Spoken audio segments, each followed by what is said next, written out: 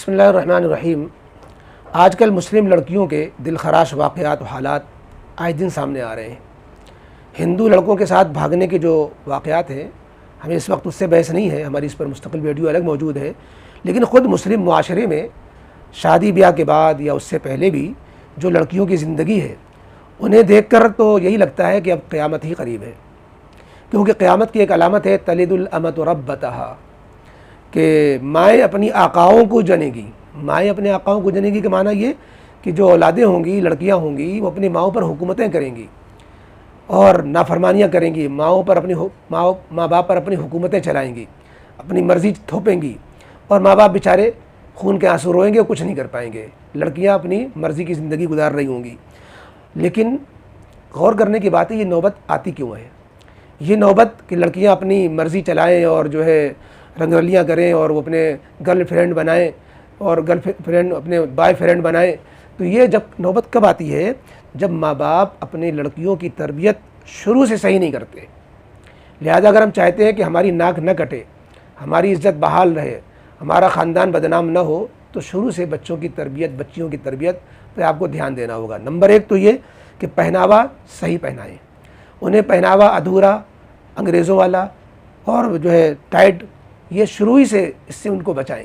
क्योंकि वो तो अभी नासमझ हैं, लेकिन जो चीज़ उनके जिस्म पर पहनने की आदत होती है, वही चीज़ उनके दिल पे उतर जाती है और यही बचपने का पहनावा उनको बाद में भी वही पसंद आ जाता है। इस बिना पर पहनावा सही होना चाहिए। इसके अलावा जो है उनकी तरबियत इस्लामी अंदाज़ पे करनी चाहिए। यानी उनको जो चीज़ें एक बच्चे को, एक मोमिन बच्चे को, मुसलमान बच्चे को सिखलानी चाहिए, कलमा है और जो है दुआएं हैं, सुन्नतें हैं और जो है दीन की बातें हैं, इससे शुरू ही से आशना करें। बर्थडे वगैरह का शौक़ कि आपने 3 साल 4 साल की बच्ची है, स्कूल भेजना शुरू किया, वहाँ से वो चीज़ें लेकर आ रही है, कहीं बर्थडे मनाया जा रहा है, कहीं केक काटा जा रहा है, कहीं कुछ और हो रहा है।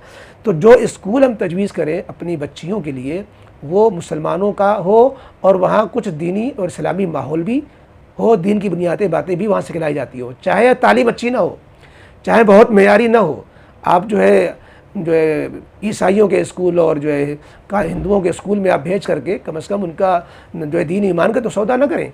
लिहाजा ऐसी चीज़ों से उनको बचाएं, ऐसे स्कूलों में ना पढ़वाएं।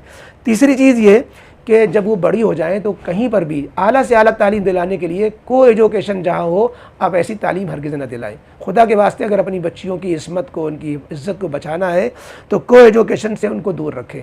लड़कों लड़कियों की संगत ना होने दें, मोहब्बत ना होने दें, वरना जो मोहब्बतें हो जाती हैं तो फिर हाथ पे हाथ मलने के अलावा कोई चारा नज़र नहीं आता है। वो ऐसे नाजायज़ कदम उठा लेती हैं कि फिर आप देखते ही रह जाते हैं और अफसोस ही करते रह जाते हैं। लव मैरिज हो रही है, कहीं कुछ और हो रहा है। लिहाजा जो है खिलाफ शरा चलेंगे तो ये तो हरकतें होनी है, कुछ सामने आ जाती हैं, कुछ सामने नहीं आ पाती हैं। इसलिए जो है को एजुकेशन में हरगिज़ न पढ़ाएं, वरना हिंदुओं के चंगुल में भी फंस सकती हैं और या फिर अपनी मर्ज़ी की वो पैंगे बढ़ाएंगी।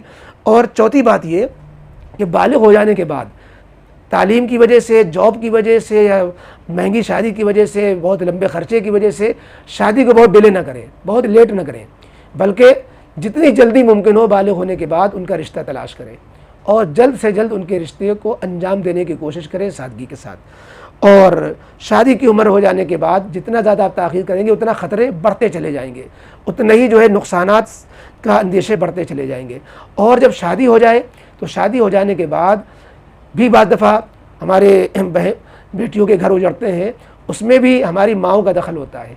होता यह है कि शादी बेटी की कर दी, बेटी की शादी के बाद अब कदम कदम पर बेटी से खैरियत पूछी जा रही है और बेटी के हाथ में मोबाइल है, वो कदम कदम पर एक एक चीज़ का जो है वो हालचाल अपने ससुराल का मैके पहुँचा रही है।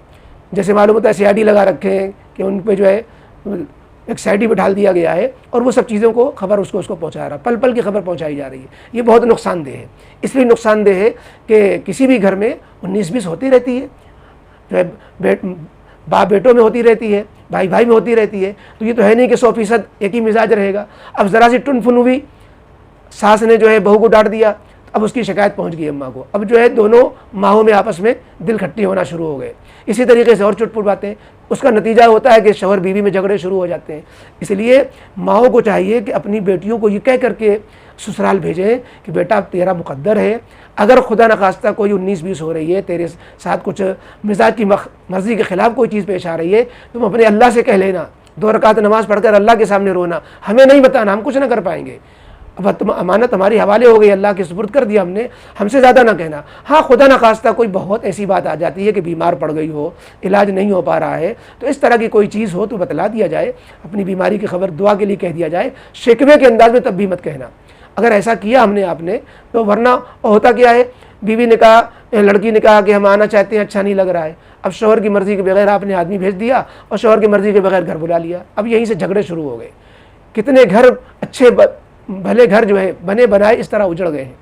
तो शादी के बाद अब माँ बाप अपनी मर्ज़ी न चलाए, शौहर की मर्ज़ी चलने दें, आने जाने में, रहने सहने में, और छोटी मोटी बातें जो सास बहू में होती रहती हैं उन्हें होने दें, उसकी तरफ कान न धरे, बल्कि उल्टा बेटी को कह दें, बेटी तेरा मुकद्दर है, तुम बर्दाश्त करो, सब्र करो, सास की बातों पे बर्दाश्त करो, शिकायत मत किया करो। शिकायत पर आपने कान धरा तो शिकायतें बढ़ेंगी तो उस पर फिर बातें बढ़ेंगी, बातें बढ़ने से बात बढ़ती है, बात फिर कहीं से कहीं पहुँच जाती है। इसलिए खुदा रहा माएँ अपनी बेटियों के घरों को न उजाड़ें, मेरी यही गुजारिश है।